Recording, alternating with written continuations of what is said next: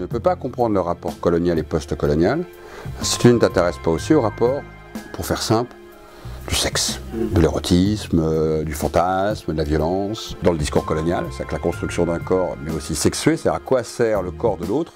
Il y a pratiquement tout le temps un discours sur le sexe, sur l'utilité sexuelle, et puis il n'y a pas une affiche ou une image qui ne donne pas le rapport à la domination sexuelle, à l'offrande sexuelle qu'offrent les colonies.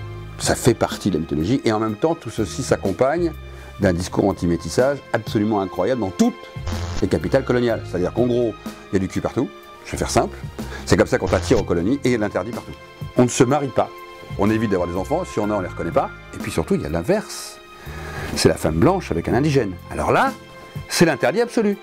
Ce qui est devenu toléré, voire recommandé pour que l'homme blanc aux colonies tienne, on l'interdit de manière absolue aux peu de femmes blanches qui seraient aux colonies en disant que l'interdit absolu serait une femme blanche qui se retrouverait avec un homme noir, un homme oriental, un homme asiatique. En gros, les hommes sont là pour être mis au travail et les femmes sont là pour servir le blanc. Elles sont la cible, elles l'attendent à demi nu. Et ce que je dis là est totalement valable pour l'Afrique de l'Ouest, l'Afrique orientale, le Maghreb, le Moyen-Orient, l'Indochine, les Antilles. Tous ces univers-là fonctionnent sur le même mécanisme d'une femme en offrant aux blancs qui viendraient la conquérir. Le vocabulaire colonial, c'est un vocabulaire sexuel. La possession, la conquête.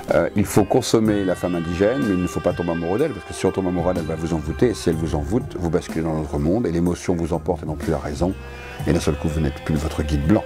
Celle qui prend votre pouvoir par le sexe.